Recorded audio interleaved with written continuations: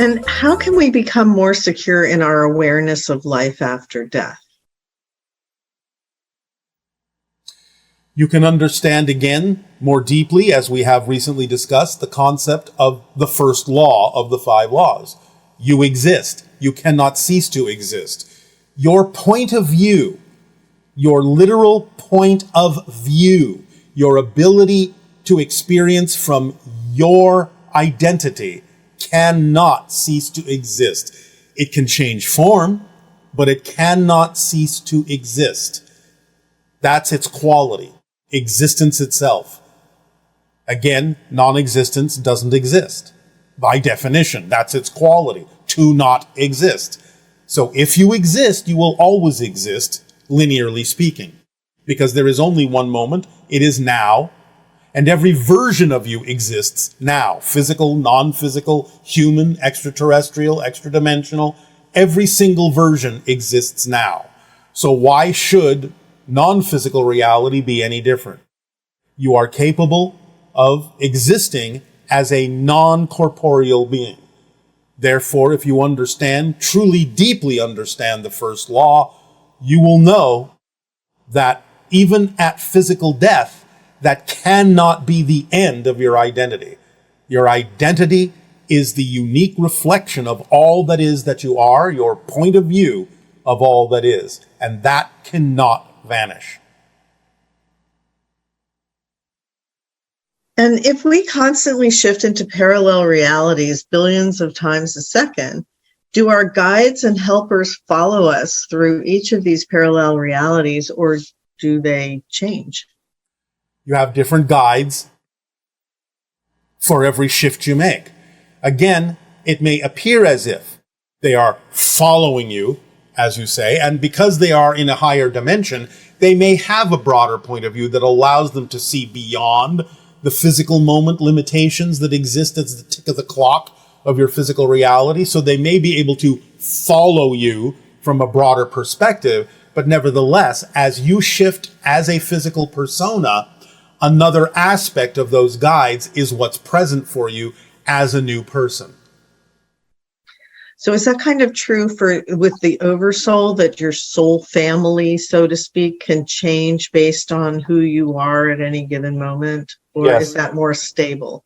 No. Anything and everything, remember the 5th law, everything changes.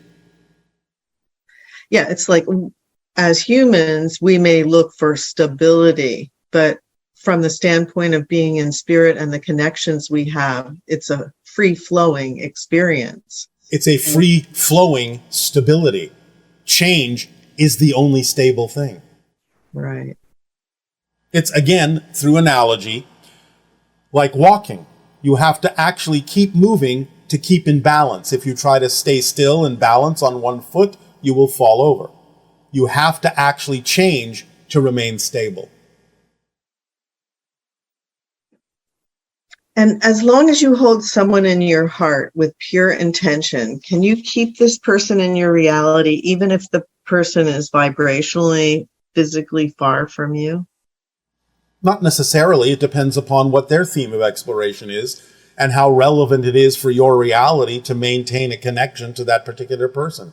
So holding them in your heart is what allows them to be who they are. And if that sometimes may require that there is no apparent connection temporarily, then that is what is required as an expression of your love for them. So our desire for this sense of connection and permanence of connection. There is always permanence of connection, just not always on the same level. Again, you have to broaden your perspective and perception of the fact that you always have a connection, because nothing can be disconnected from one another because it's all one thing. But on the different levels where you can have the experience of disconnection, then sometimes disconnection can be used in positive ways to allow people to go on their journeys uniquely from the journey that you are on temporarily. So there's nothing wrong with that or negative about that. It's not that you're actually truly losing track of them, because you are always connected on a higher level.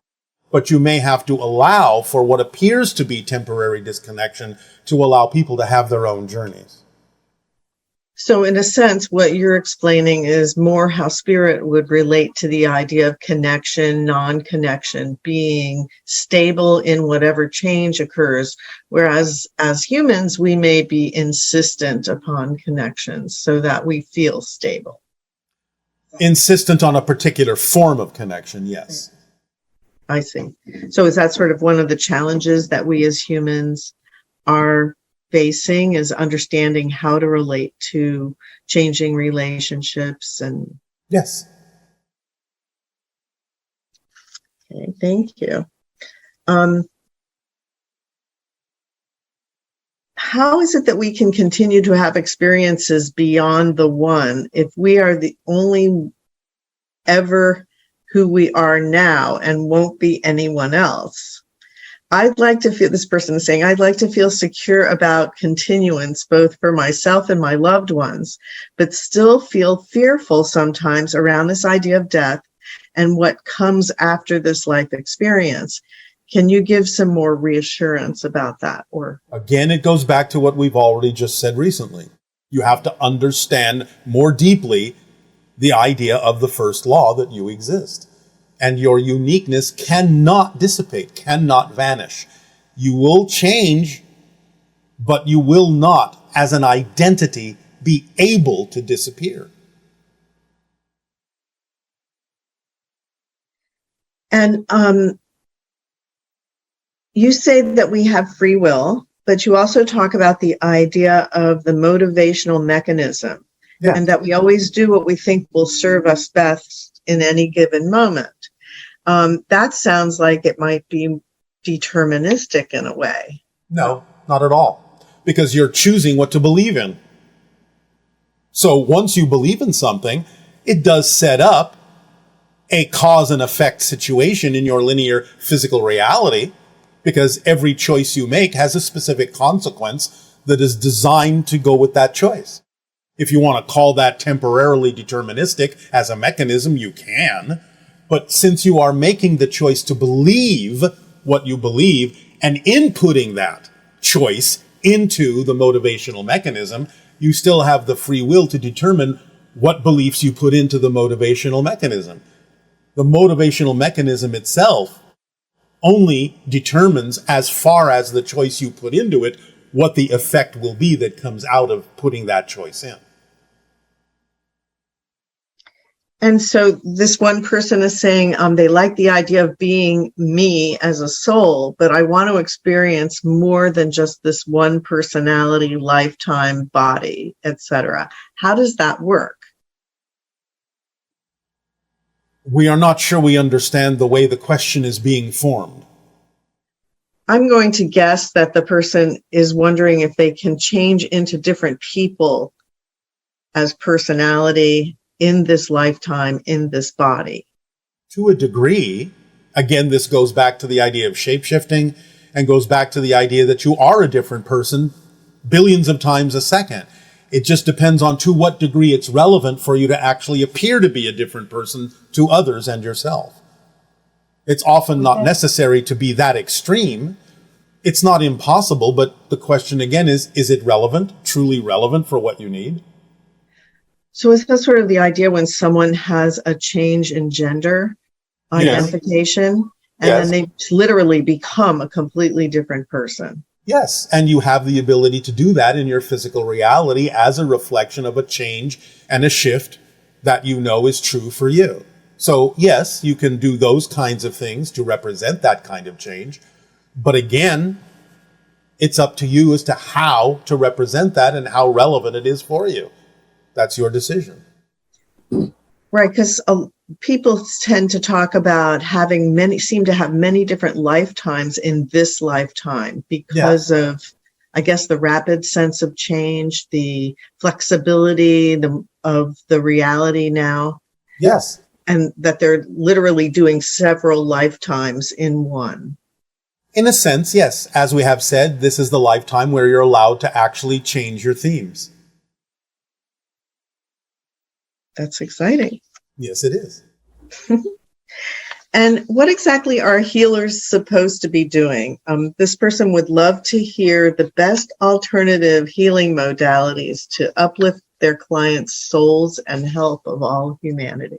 As we have said, a healer only provides a vibrational resonance that represents the healed state of the person they are serving.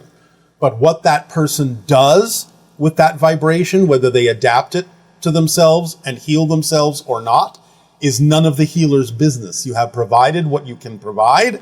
You have been as much help as you can be by providing the clue to the frequency that that person can use to heal themselves and uplift themselves. But that person has to be allowed to make the choice as to whether to do that now, later, or even at all.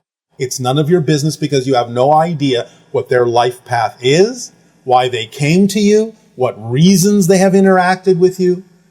You don't have any determination or say in that, other than the fact that they did come to you for a reason, but you're not necessarily going to know what that reason is. So you have to be open to allowing them to make the choices they make, to do what they will with the information and energy you have shared with them. That is your gift. That is what you can do to be of help. But to be of help, you have to allow them to make their choices. It's none of your business what they choose to do with the gift you have given them. After all, it's a gift. And what exactly is heaven and hell after death that some people speak of? The idea, again, in spirit is that you can imagine anything and it will usually instantly manifest. So based on the belief systems of the personality before death, it might be possible to experience positive and or what seem to be negative things like heaven and hell in the spirit world. But of course, most people, most beings would find that if they really truly believe that they might experience some form of torture, pain, or punishment, they will instantly wish that they were out of it, and then manifestationally that will happen. They will instantly be out of it. And they will then realize, perhaps, that what they believe, what they think, will be instantly true because there's no time lag in spirit. The manifestation you think of is the manifestation you experience instantaneously. So the idea of heaven and hell is the idea that in spirit you can manifest exactly, instantly, what you believe you are all about, what reflection you believe you need at that moment, what you know you are in that moment. But I will say it's unconditionally, and the idea is that because it's unconditional, you can, if you're willing, feel the absolute unconditional love and bliss that you will be surrounded by as the natural nature of the afterlife. But you can create for yourself, if you really wish to, something less than that. But you can only do that because you are unconditionally supported and loved. Eventually, most spirits will realize that, no matter what their belief system was when they were physically alive. So what are some of the reasons that an individual would depart in the middle of their life, so to speak? You don't depart in the middle of your life. I understand what you mean by that, but if you have departed, other than the idea of intentional suicide, that is your life. That is your choice. It's not the middle of your life. You may not have necessarily achieved an old age physically, but if you have left in some way, shape, or form, apparently without necessarily intentionally causing yourself to die, then that is not the middle of your life. That is the timing you chose to go back into spirit because you have achieved your theme or exploration as you deemed it necessary when you chose to be born. So what is the discrepancy between the person who's like full of life and they're pursuing all these exciting things and they're in the process of manifesting, and then all of a sudden they are struck down? What are some of the reasons that would, because it deceptively looks like they're in the middle of their life, but yet obviously something else is going on? Yes. And to put it very simply, some people say, I'm going to have a life of fun and doing all these amazing things, and I want to die at the top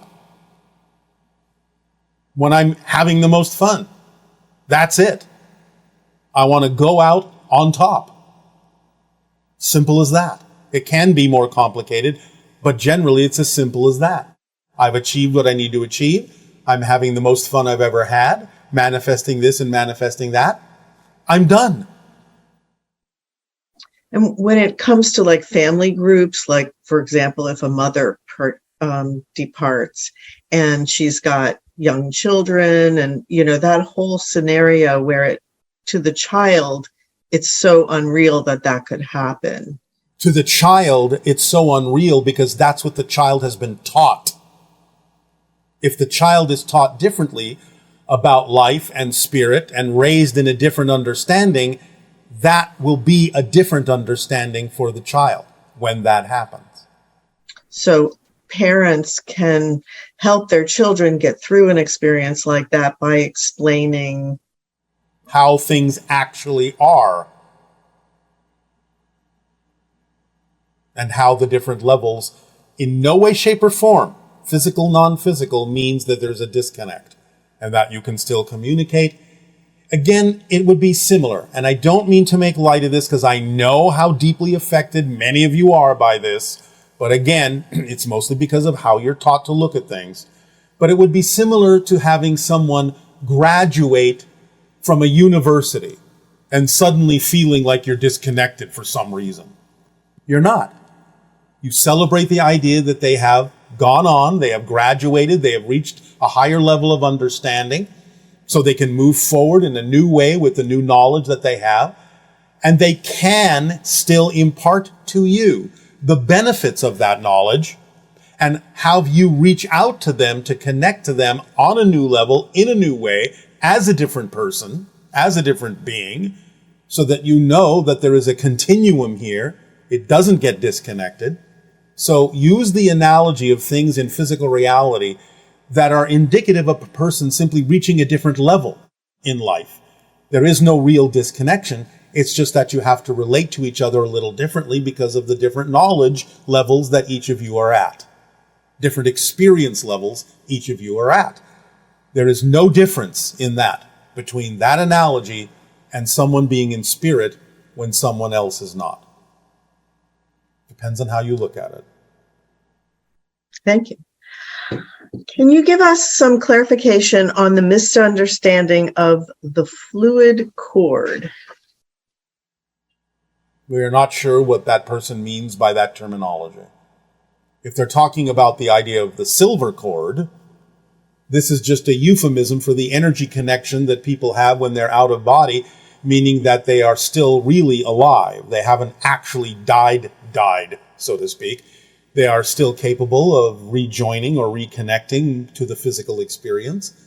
So if the silver cord is what you're referring to, it's that energetic connection when someone astral travels, is out of body, but their body is still alive.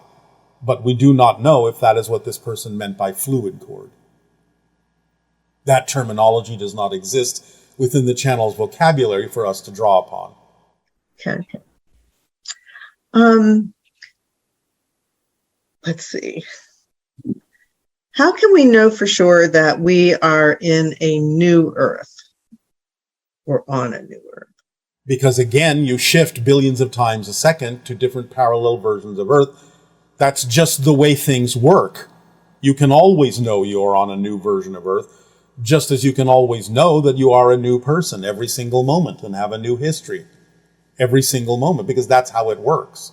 Again, a deeper understanding of how things work will help you with this.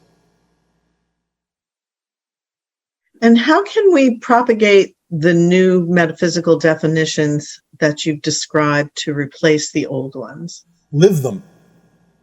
Speak them, breathe them, live them. Share them with others when it's appropriate to do so as new definitions, new ways to look at things. Ponder this, ponder that. How about looking at it this way? What if you looked at it that way? But live them. Act as if those are the definitions that are real for you. So, one question here is, when Kennedy was in president, and the idea that he was going to reveal that there were extraterrestrials, had we lived through that timeline, what would it look like now?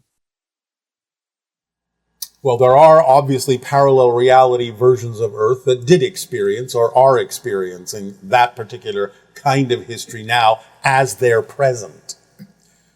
There are many different versions of outcomes relevant to that particular similar history in many different parallel realities.